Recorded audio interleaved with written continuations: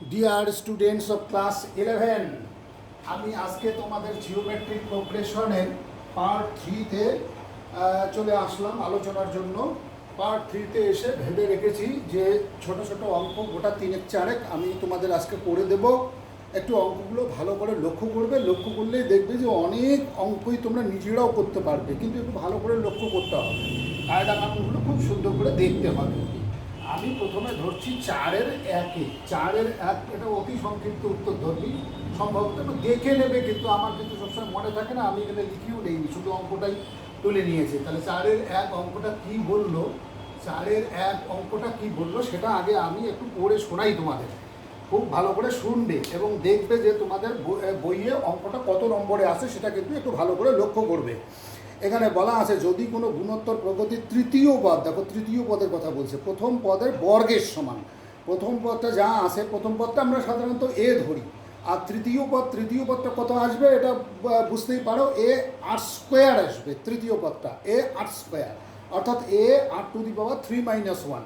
তাহলে একটা তৃতীয় পদটা হচ্ছে প্রথম পদের বর্গের সমান, এবং পঞ্চম পদ বলতে আমরা বুঝি এ আর টু দি পাওয়ার 4, সেটা কত, সেটা হচ্ছে 729।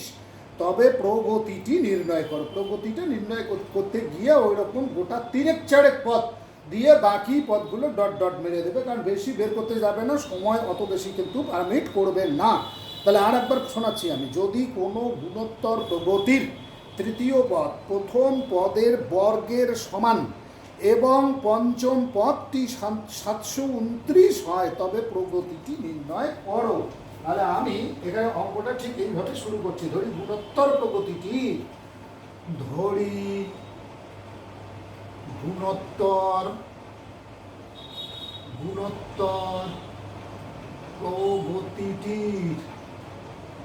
প্রগতিটির প্রথম পদ এ, প্রথম পদ সমান সমান এ। আর কি ধরবো, সাধারণ অনুপাত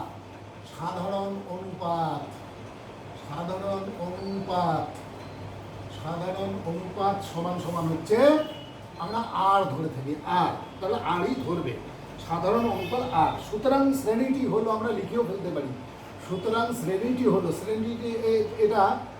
এটা আমরা জানি আর কি। শ্রেণীটি হলো মানে জেনারেল যে তোমার আকৃতিটা আমরা বের করে রেখেছিলাম, এটা কিন্তু এইভাবে লিখবে, এ আর স্কোয়ার, এ আর কিউব, এইরকম করে কততম পদ পর্যন্ত বলা আছে তততম পর্যন্ত যদি করে রাখো ভালো হয়। পঞ্চম পদ মানে এ আর টু দি পাওয়ার 4। এই যে দেখো, গুণে দেখো 1 2 3 4 5, তারপরে আর লেখার দরকার নেই, এদিকে ডট ডট মেরে দাও, ডট ডট মেরে দিয়ে এটা রেখে দাও আর কি, এইভাবে। আচ্ছা, তাহলে প্রশ্নানুসারে দেখো, a r square is equal to a square, মানে এই যে দেখো বলে দিয়েছে অঙ্কটাতে, বলছে যে হচ্ছে তৃতীয় পদটা, এই যে তৃতীয় পদটা, এই যে এটা 1 2 3, তৃতীয় পদ প্রথম পদের বর্গের সমান। প্রথম তোমার কি হচ্ছে, তোমার হচ্ছে প্রশ্নানুসারে তৃতীয় পদ হচ্ছে তোমার এইটা 1 2 3। তাহলে তৃতীয় পদ প্রথম পদের বর্গের সমান। তৃতীয় পদ এ আর স্কোয়ার তার হোল স্কোয়ার। তাহলে এখানে লিখতে হবে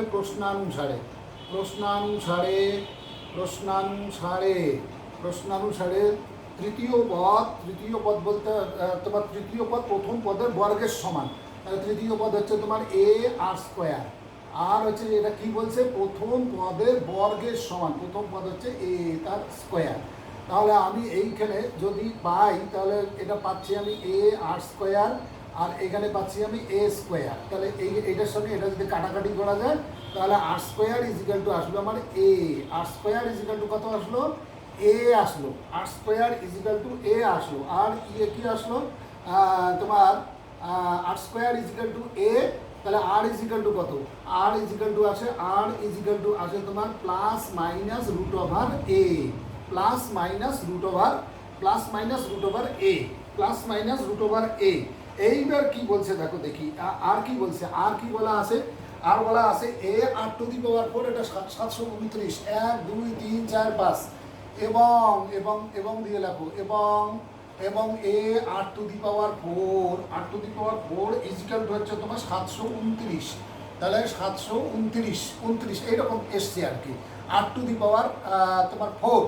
আচ্ছা, তাহলে এইখানে লিখতে পারি আমি এ r² তার হোল স্কোয়ার ইজিক্যাল টু হচ্ছে 729। এইবার r²টা দেখো, r² হচ্ছে এ, দেখতেই পাচ্ছ আর কি। তাহলে এ গুণন এটা যদি এ হয়, দেখো এইখানে যদি আমি 1 নম্বর দিয়ে রাখি আর কি, একের সাহায্যে r² ইজিক্যাল টু এ, তাহলে এ গুণন এ স্কোয়ার ইজিক্যাল টু হচ্ছে 729। তোমার কি কত 29, তাই যদি হয় তাহলে এখানে দাঁড়ালো এ কিউব ইজিক্যাল টু 729। আচ্ছা, এখানে তোমার দেখো দেখি, তোমার 729-এ 3 কতগুলো পাওয়া যাবে? 1 2 3 4 5, 1 2 3 4 তোমার 5, 729-এ এ কিউব তোমার হবে, এটা তাহলে হয়ে যাচ্ছে তোমার 3√3 অর্থাৎ 729-কে যদি ভাঙাও, 729-কে যদি ভাঙাও কিউব, আমি এখানে কি পেতে পারি দেখি। প্রথমে যদি 3 দেই, 3 দিলে হবে 243, 3 দিলে 243, আবার 3 দাও, এবার হয়ে যাবে 81, আবার 3 দাও, 3 দিয়ে 27, এবার আবার 3 দাও, তোমার 3 নং 27, এবার হচ্ছে তোমার আবার 3 দাও, 3 3 9, 1 2 3 1 2 3, 3⁶ দাঁড়াচ্ছে আর কি, 3⁶ আর হচ্ছে কিউব করতে গেলে এখানে দেখো এইটা আর এইটা মিলে তোমার 9, তাহলে 9 গুণন 9 গুণন 9, 9 গুণন 9 গুণন 9, তাহলে আমি দেখতেছি এ কিউব ইজিক্যাল টু হচ্ছে তোমার 9 কিউব, এ কিউব ইজিক্যাল টু হলো 9 কিউব। তাহলে এ ইজিক্যাল টু কত বের হবে? এ ইজিক্যাল টু 9 বের হবে। তাহলে সুতরাং এ ইজিক্যাল টু বার হবে তোমার 9। এইবার এ যদি 9 বের হয়ে থাকে তাহলে আর কত বের হবে? আর দেখো একবার, সুতরাং এইখানে যদি আমি দিয়ে রাখি, এইখানে আর নম্বরটা এখানে দিয়েছি, এইখানে দিলেও হয়, এখানে দিলেও হয়, যে কোনো এক জায়গায় দিলে হবে। তাহলে 1 থেকে আমি কি পাচ্ছি? 1 থেকে ওটাও যদি ধরো তাও হবে তোমার r² ইজিক্যাল টু 1, তাহলে r² ইজিক্যাল টু হচ্ছে 9, উপরেও যদি তাহলে 1 থেকে পাই কি পাবো দেখি, r² ইজিক্যাল টু 9, তাহলে r ইজিক্যাল টু কত? r ইজিক্যাল টু হচ্ছে তোমার +-3, অর্থাৎ +3ও হতে পারে, -3ও হতে পারে। এইবার একেবারে সোজা চলে আসবে তোমরা, সুতরাং শ্রেণীটি হলো, এখানে নিচেই লিখে দিচ্ছি আমি, সুতরাং শ্রেণীটি হলো একবারে হিসাব করে লিখবে, দেখো তোকে এর মান কত বেরোছে? 9, তাহলে প্রথমটা আমি 9 লিখে দিলাম। তারপরেরটা 3 দিয়ে করো, +3 দিয়ে গুণ করো, তারপরে একটা হবে তোমার 3 নং 27, তারপরে 3 27 81, বাস এই পর্যন্ত বের করে দিয়ে ডট দিয়ে রাখলে হবে। আর যদি মাইনাসটা ধরো তাহলে এটা আর আমি লিখলাম না, মাইনাসটা ধরলে এটা 9, এটা -27, এটা 81, তারপরে একটা আবার মাইনাস হবে, ইত্যাদি হয়ে তোমার এখান থেকে তোমার শ্রেণীটা বের হয়ে আসবে। পরের শ্রেণীটা তোমরা নিজেরাও বের করতে পারবে। তাহলে এই গেল তোমার 4-এর 1 নম্বর অঙ্কটা। এবার আমি যাবো 4-এর 3 অঙ্কটা কিন্তু একটু মানে এটার থেকে একটু বেশি খাটতে হবে। আচ্ছা, সেটা কি? 4-এর 3 নম্বর অঙ্কটা আমি পড়ে শোনাই যাবে তোমাদের। 4-এর 3 নম্বর অঙ্কটাতে বলছে, কোনো গুণোত্তর প্রগতির n-তম পদ পি হলে, n-তম পদ পি, তার মানে এইরকম বলে দিয়েছে। 4-এর 3 নম্বরটা আমি এখন ধরছি, এই হলো 4-এর 3 কি বলছে? n-তম পদ মানে tn ইজিক্যাল টু কত বলছে? tn ইজিক্যাল টু পি বলছে, এটা ছোট হাতের পি, কিন্তু পি হলে দেখাও যে তার প্রথম 2n-1 সংখ্যক পদের গুণফলটা কত বলছে? P two the power 2n-1 এইরকম বলছে, এইরকম প্রমাণ করতে বলছে। এটা হচ্ছে গুণফল, কিন্তু মানে পি সংখ্যক পদের গুণফলের কথা বলছে, পি সংখ্যক পদের গুণফল হবে এটা, tn ইজিক্যাল টু কিন্তু পি বলছে। তাহলে আমি দেখি অঙ্কটাতে এবার ধরে ফেলি। তাহলে দেখি আমার অঙ্কটা তোমার প্রথমত আমি ধরে নেব গুণোত্তর প্রগতির প্রথম পদ এ, ধরি গুণোত্তর প্রগতিটি। তোমার আনসার শুরু করে দিলাম আমি, ধরি গুণোত্তর প্রগতিটির প্রগতিটির প্রগতিটির প্রথম পথ ইজিক্যাল টু এ। আর সাধারণ অনুপাত এরকম সংক্ষেপেই লিখবে, কিন্তু সাধারণ অনুপাত সমান সমান আর। এই হলো আমার ধরার পর্বটা শেষ হয়ে গেল। এবার আমি কোথায় যাব দেখি, তাহলে টি এন ইজিক্যাল টু বাড়ি করে রাখি দেখি টি এনটা কী হবে। তাহলে সুতরাং T n equal to a r to the power n minus one. তাহলে সুতরাং T n equal to a into r to the power n minus one. এইটাই তো তোমার এনতম পদ। তাহলে এইটাই ইজিক্যাল টু বলছে তোমার পি। এই যে এটাই ইজিক্যাল টু পি। পিটা কি, এটা দেওয়া আছে প্রদত্ত, এটা প্রদত্ত কথাটা আমি লিখিয়ে দিলাম। অর্থাৎ a r to the power n minus one is equal to হচ্ছে তোমার পি। এবার আমি নির্ণেয় গুণফলটা দেখি বের করতে চাই। তাহলে গুণফলটা নির্ণেয় গুণফল দেখি ওইটা আসে কি না। গুণফলটা কিভাবে করব? গুণফলটা আমি করব এরকম করে, এ গুণন এ আর স্কোয়ার, এরকম করে চলতে থাকবে। কোন পর্যন্ত চলবে? এ আর টু দি পাওয়ার তোমার কি ওখানে বলে দিচ্ছে তোমার কি 2n মাইনাস ওয়ান। খুব ভালো করে দেখি তোমার বলছে 2n, দেখাও যে তার 2n মাইনাস ওয়ান পদের গুণফল 2n মাইনাস ওয়ান। তাহলে 2n minus one a r to the power a গুণন এ আর টু দি পাওয়ার কোন পর্যন্ত যাবে? 2n মাইনাস টু পর্যন্ত যাবে। 2n মাইনাস টু এই আর তোমার হচ্ছে এখানে আর মাইনাস ওয়ানতম পদের এখানে গুণফল আমি পাচ্ছি। তাহলে এইটা কি দাঁড়াবে? এ কতগুলো থাকবে? এ থাকবে 2n মাইনাস, এখানে এটা যদি 2n মাইনাস টু হয় তাহলে এখানে দেখো আর ছাড়া একটা আছে, এখানে এ আর টু দি পাওয়ার, কিন্তু আমি একটু ভুল লিখে ফেলছি। A r to the power 2n minus two, r to the power 2n minus two, এইরকম হবে কিন্তু এ আর টু দি পাওয়ার। এখন আমি দেখতে পাচ্ছি এ তাহলে কত থাকবে? 2n মাইনাস ওয়ান সংখ্যক এ থাকবে, কারণ এখানে একটাতে দেখো আর নেই, আর কিন্তু পরের থেকে শুরু হয়েছে, আর এখান থেকে শুরু হলো, তাহলে এখানে এ একটা বেশি আছে। তাহলে আর একটা তোমার ধরো, তাহলে এক যোগ করলে কত হবে? 2n minus one. তাহলে এর পাওয়ার আসবে 2n মাইনাস ওয়ান সংখ্যক এ আছে, তাহলে এর পাওয়ার আসবে 2n মাইনাস ওয়ান সংখ্যক এখানে পেয়ে গেলাম। আর আরেরটা কি হবে? আরেরটা পাওয়ারগুলো যোগ হবে। এখানে 1 আছে, এখানে 2 আছে, 3 আছে, 1 যোগ 2 যোগ 3, এইরকম করতে কোন পর্যন্ত যাবে? 2n মাইনাস টু পর্যন্ত যাবে। 2n মাইনাস টু পর্যন্ত এখানে যোগ হবে আর কি। তাহলে এখানে আমি কি পেলাম? A to the power 2n minus one, a to the power 2n minus one. আর এইখানে তোমার কি সাধারণ অন্তর, এটা একটা সমান্তর প্রগতি হলে আর টু দি পাওয়ার সমান্তর প্রগতির যোগফল। তাহলে পদ কতগুলো আছে? 2n minus two. তাহলে তার যোগফল আমরা কীভাবে বার করবো? 2n minus two divided by two, তারপরে প্রথম পদ ইন্টু শেষ পদ। প্রথম পদ হচ্ছে তোমার 1 আর শেষ পদ হচ্ছে 2n মাইনাস টু। তাহলে 1 প্লাস 2n মাইনাস হচ্ছে তোমার 2। এই করে আমরা এই যে পাওয়ারটা একটা এপি শ্রেণী, এই এপি শ্রেণীটা যোগ দেখো দেখি 2n মাইনাস টু পর্যন্ত আমরা যোগফলটা বের করে ফেললাম। 2n মাইনাস টু সংখ্যক পদ পর্যন্ত, এই যে দেখো 2n মাইনাস টু সংখ্যক পদ পর্যন্ত, এখানে 2n minus two divided by two, এই যে প্রথম পদ যোগ হচ্ছে শেষ পদ, প্রথম পদ যোগ শেষ পদ। তাহলে আমার এবার কত দাঁড়াচ্ছে দেখি, এইটা তো 2 কমন নিলে 2 কেটেই যাবে। তাহলে এখানে a to the power 2n minus one থাকলো, আর এখানে আর টু দি পাওয়ার এখানে 2n মাইনাস ওয়ান হলো, 2n মাইনাস ওয়ান হয়ে যাবে এটা প্রথমটা। আর এইটা কি হয়ে যাচ্ছে দেখো তো দেখি, এইটা হয়ে যাচ্ছে তোমার 2n, তোমার 2n, ওটাও কি তোমার কি মাইনাস ওয়ান হয়ে যাচ্ছে, ওটা 2n মাইনাস টু ছিল, 2n মাইনাস টু, তাহলে 2n মাইনাস তোমার কি n মাইনাস ওয়ান, এইখানে 2n মাইনাস ওয়ান নয়, এখানে হবে n মাইনাস ওয়ান, 2 কমন নিলে দেখো n মাইনাস ওয়ান হচ্ছে।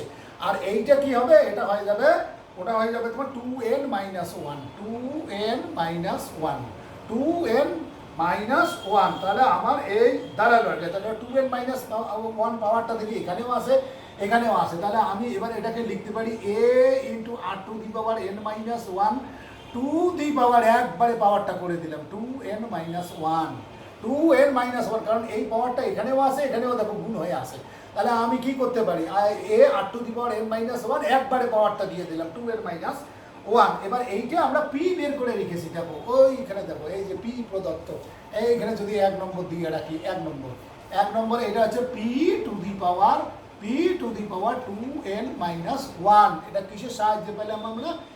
1 এর সাহায্যে, 1 এর সাহায্যে পেয়ে গেলাম, 1 এর সাহায্যে। এইখানে প্রুফ লিখে রাখো, এইখানে হচ্ছে প্রুফ। তাহলে দেখো আমার দ্বিতীয় অঙ্কটাও আমার হয়ে গেল। কিন্তু এখানে একটা সমান্তর শ্রেণী আসতেছে, খুব ভালো করে লক্ষ্য করবে যে একটা সমান্তর শ্রেণী কিন্তু আসবে। এখানে 2n-2 সংখ্যক পদ আছে, তাহলে এর সংখ্যা আছে 2n-1। তাহলে 2n-1 সংখ্যক এ যদি আমি এই যে দেখো না এখানে কিন্তু আর ছিল না, তাহলে এ একটা বেশি আছে, 2n-2 তো আছেই, তার সঙ্গে আরেকটা বেশি আছে। তাহলে এ যদি 2n-2 সংখ্যক 2n-1 সংখ্যক যদি এ গুণ হয় তাহলে কী হবে? a two the power 2n-1। আর এই যে পাওয়ারগুলো আরের পাওয়ারগুলো কেউ গুণের সময় পাওয়ারগুলো যোগ হয়, সেই পাওয়ারগুলো আমি যোগ দিয়েছি। যোগ দেওয়ার পরে এখানে দাঁড়ালো একটা এপি শ্রেণী, যার প্রথম পদ হচ্ছে 1, সাধারণ অন্তর হচ্ছে 1, সাধারণ অন্তর 1 এবং প্রথম পদ হচ্ছে তোমার 1 এবং শেষ পদ হচ্ছে তোমার 2n-2। তাহলে দেখো 2n-2 সংখ্যক পদ আছে, ডিভাইডেড বাই 2 করে দিয়েছি, আর এখানে প্রথম পদ যোগ শেষ পদ করেছি। তাহলে এই সমান্তর শ্রেণীটার যোগফলটা বের হয়ে আসতেছে। তারপরের অংশটা তো অবশ্যই বুঝতে পারবে, এখানে a two the power 2n-1 ছিল, আর এখানে 8 এর পাওয়ার হচ্ছে এই যে r to the power n-1 এর পাওয়ার আমি ধরে নিতে পারি 2n-1। এখন 2n-1টাকে আমি একেবারে বাইরে রেখে দিলাম, আর এটা হলো আমার p, আগেই আমি বের করে রেখেছি। তাহলে p two the power 2n-1 সুন্দর প্রমাণিত হয়ে গেল। এইবার আমি যাব আর একটি অঙ্কে, তোমাদের হচ্ছে তারপরের অঙ্কটা দেখি আমি কি সিলেকশন করে রেখেছি, তারপরে বলছি আর কি। আচ্ছা, এই পরের অঙ্কটা দেখো, দেখি আমি পড়ে শুনি। বলছে যে একটা গুণোত্তর প্রগতি দিয়েছে, বলছে 3, 6, 12, 24 এই গুণোত্তর প্রগতির কোনো পদ 256 হতে পারে কি?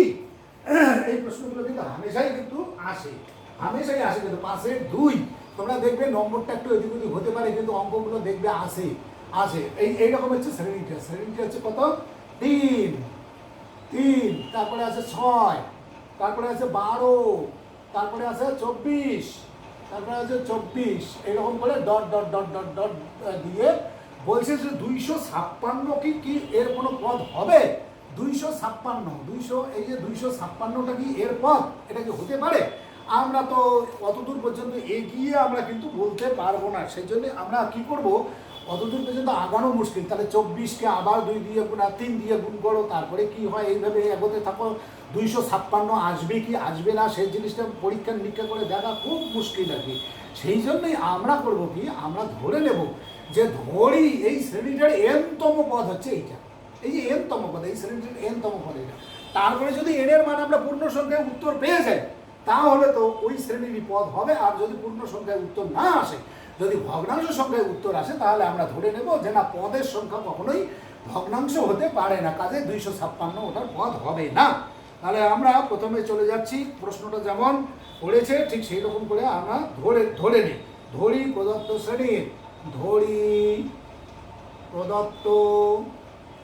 শ্রেণীর, n-তম পদ, সেটাকে আমরা কি বলি? tn বলি সাধারণত, ইজিক্যাল টু 256। তাহলে এখানে এটা কত? এগুলো লাগবে আমাকে, না হলে আমি পারবো না অঙ্কটা করতে। এ হচ্ছে আমার 3, আর কত? 8টাও বের করে রাখো, যে কোনোটা দিয়ে ভাগ করলেই হবে। 6/3 করে দাও, 6/3 করলে আর আসলো আমার 2, তাহলে সুতরাং যেহেতু tn ইজিক্যাল টু কত? 256 বলছে, 256। তাহলে আমি এবার tnটা বাইর করি। tn হচ্ছে তোমার কি? a r to the power n-1 equal to 256। এবার এর মানটা বসিয়ে দাও। এর মান আমরা কি জানি? এর মান জানি আমরা 3, আর এর মান কি জানি? 2 টু দি পাওয়ার n-1। এটা 2 টু দি পাওয়ার n-1 লিখলাম, কিন্তু এটা 2 টু দি পাওয়ার n-1, আর ইজিক্যাল টু এদিকে হবে 256। তাহলে 2 টু দি পাওয়ার n-1, এই যে দেখো এখানে 2 টু দি পাওয়ার n-1টা শুধু বাইর করতেছি। তাহলে এটা কত হবে? এটা হয়ে গেল তোমার 256 ডিভাইডেড বাই 3। 256 ডিভাইডেড বাই 3 কাটাকাটি কিন্তু যাচ্ছেই না, দেখো পূর্ণ সংখ্যায় উত্তরই বের হয়ে আসতেছে না। তাহলে আর একটু কারিকুরি করি, দেখা যাক দেখি। এইটাকে লিখতে পারি 2 to the power n divided by 2। তাহলে এটা কত হয়ে যাবে? এটা হবে 256/3। এই যে পূর্ণ সংখ্যায় মান আসতেছে না, তাহলে 2 to the power n 2n equal to 256 গুণন 2, 256 গুণন হচ্ছে 2 ডিভাইডেড বাই 3। তাও দেখো কাটাকাটি যায় না, যায় না, একদম কোনো কিছুতে যায় না। 2n 2 এইটা হবে 2^8, 2^8 আর তার সঙ্গে 2^8 ইজিক্যাল টু 256। তাহলে আরেকটু এগিয়ে দেখিয়ে দিই। 2n ইজিক্যাল টু এখানে হলো 2^8 আর এখানে 2, তাহলে গোটাটা মিলে হলো 2^9 আর ডিভাইডেড বাই হচ্ছে 3, ডিভাইডেড বাই হচ্ছে 3। তাহলে এখানে কি n এর মান আমরা কোনো ক্রমেও পূর্ণ সংখ্যায় পাচ্ছি না, পূর্ণ সংখ্যায় পাচ্ছি না। আচ্ছা 3-এর মধ্যে দেখো দেখি, তোমার 3-এর মধ্যে এরকম কিন্তু কোনো সংখ্যার পাওয়া নয়, আমরা তো দাঁড় করাতেই পারবো না, একদমই দাঁড় করাতে পারবো না। 3-এর মধ্যে কি আছে? √3 দুইটা আছে মাত্র, √3 হচ্ছে তো কিছুই বলা যাচ্ছে না আর কি। তাহলে এইখানে যেহেতু লিখবে এইরকম অবস্থায় দাঁড় করানোর পরে লিখবে যেহেতু n এর মান পূর্ণ সংখ্যায় পাওয়া যায় না, n এর মান পূর্ণ সংখ্যায় পাওয়া যায় না, পূর্ণ সংখ্যায় পাওয়া যায় না, পাওয়া যায় না। সুতরাং 256 শ্রেণীটির কোনো পদ নয়, শ্রেণীটির কোনো পদ নয়। বাস এইখানে তোমরা শেষ করে দাও। এইখানেই হচ্ছে অঙ্কটার উত্তর। এইবার দেখি আর একটি অঙ্ক তোমাদের করে দেওয়া যায় কি যায় না। সেটা হচ্ছে তোমার আমি সিলেকশন করে রেখেছি মোটামুটিভাবে তোমাদের জন্য, সেটা হচ্ছে তোমার 7-এর 2 নম্বর অঙ্কটা এবার আমি তোমাদের দেখিয়ে দিতে চাচ্ছি। দেখি 7-এর 2 নম্বর অঙ্কটা কি বলছে। আমি একটু মুছে দিলাম, একটু লিখেও দিলাম। 7-এর 2 নম্বর অঙ্কটা বলছে যে r এর মান নির্ণয় করো যদি এইরকম একটা শর্ত দেওয়া আছে। 7-এর 2 কিন্তু আমি করাচ্ছি এখন।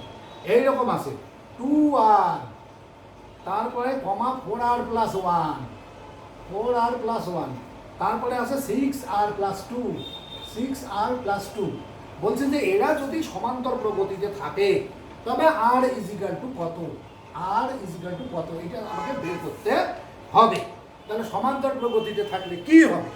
সমান্তর প্রগতিতে থাকলে সমান্তর প্রগতি না, ভুল বলছি, সমান্তর প্রগতি নয়, এটা হচ্ছে গুণোত্তর প্রগতিতে যদি থাকে। সমান্তর প্রগতি তো শেষ করে দিয়ে এসছি। এরা যদি গুণোত্তর প্রগতিতে থাকলে কি হবে? এইটা ডিভাইডেড বাই এটা সমান এইটা ডিভাইডেড বাই এটা একদম হবেই হবে, কারণ গুণোত্তর প্রগতির নিয়মই তাই।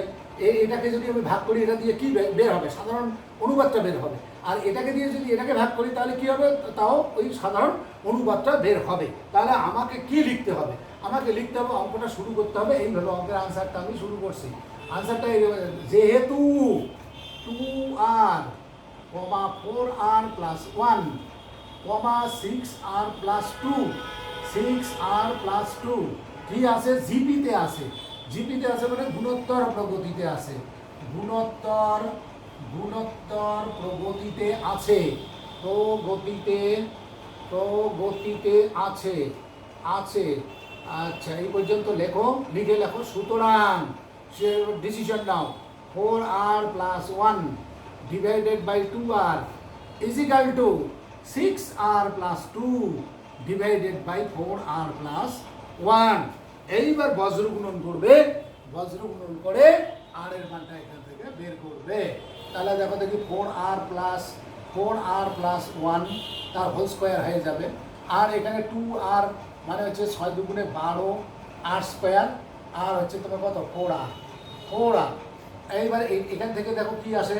16r স্কোয়ার আসবে, আর 4 দুগুণে 8, 8r আসবে, আর কত আসবে? 1 আসবে। আর এখানে কত? 12r স্কোয়ার প্লাস হচ্ছে তোমার 4r। এইবার এখানে পেলাম আমি 16r স্কোয়ার, আর 8r মাইনাস 4r প্লাস হলো 4r, আর 4r তারপরে কি আছে? প্লাস 1, আর তো কিছু দেখছি না, প্লাস 1 ইজিক্যাল টু 0। তাহলে আমি এইখান থেকে বলতে পারি এটা সুন্দর তোমার 4r তার হোল স্কোয়ার করে দাও, এটাকে 1 তার হোল স্কোয়ার করে দাও। এইখানে দেখো সুন্দর মিলে যাচ্ছে, নাকি 4r হবে না, তোমার 2 × 4 আর এইখানে একটু ভুল করে গেছি তো 4r whole square 16r square 8r 4r তাহলে 4r square 4r plus 1 4r plus 1 এইখানে 4 তোমার 16r square 16 minus 12r square এখানে ভুল করছি একটু দেখবে এইখানে দেখবে একটু ভুল করে 16r square minus 12r square এইটা হবে 4r স্কোয়ার তাহলে এইটা কত হবে এটা হয়ে যাবে 2r তার হোল স্কোয়ার তাহলে এইখানে করো 2 × 2r × 1 দেখো ইকুয়াল টু 0 এদিকে করে দাও ডান দিকটা 0 করে দাও তাহলে দেখতেই পাচ্ছি আমার সবটা কিন্তু মিলে গেছে একদম তাহলে এটা একটা হোল স্কোয়ারের ফর্মুলা হলো কত করবো 2r প্লাস 1 তার হোল স্কোয়ার ইজিক্যাল টু 0 তাহলে আমি পাচ্ছি 2r plus 1 is equal two 0 whole স্কোয়ারটা যদি বাদ দাও তাহলে 2r ইজিক্যাল টু কত হচ্ছে 2r ইজিক্যাল টু হচ্ছে -1 তাহলে এখান থেকে r ইজিক্যাল টু কত দাঁড়াচ্ছে -1/2 এই r ইজিক্যাল টু -1/2 হচ্ছে এইখানে অঙ্কটার উত্তর তাহলে দেখলে গুণোত্তর প্রগতির অঙ্কগুলো আমরা কিভাবে করি মোটামুটি ছোট অঙ্ক করতে করতেই একটা ধারণা পেয়ে যাওয়া যায় একটা কনসেপশন তোমাদের চলে আসবে তারপরে বড় অঙ্কগুলো করতে গিয়ে আবার এই ধারণাগুলোই তোমাদের কি করতে হবে এই ধারণাগুলোই তোমাদের কাজে লাগাতে হবে এই কাজে লাগিয়ে বড় বড় অঙ্কগুলো করার চেষ্টা করতে হবে তাহলে আমি কিছু আর একদিন বা 2 দিন আমি ছোট অঙ্ক করে দেব ঠিক তারপরেই আমি কিন্তু বড় অঙ্কে চলে যাব অর্থাৎ দীর্ঘ উত্তরধর্মী যে অঙ্কগুলো আছে সেই অঙ্কগুলোর মধ্যে যাব খুব বেশি অঙ্ক করে দেওয়ার সুযোগ হয়তো পাওয়া যাবে না তবে যতটুকু করে দেবো ততটুকুর মধ্যেও যদি তোমরা খুব ভালো করে বিষয়গুলোকে লক্ষ্য করে যাও দেখবে যে তোমরা বাকি অঙ্কগুলো তোমরা নিজেরাও অনেক অঙ্কই তোমরা নিজেরাই করে ফেলতে পারবে এবং ততটুকুই কিন্তু খুব ভালোভাবে কাজে দেবে একদম নির্ঘাত ধরে নেবো কাজে দেবে তাহলে আমি আমার পার্ট 3 এর পাঠদান আজকে এখানেই শেষ করলাম।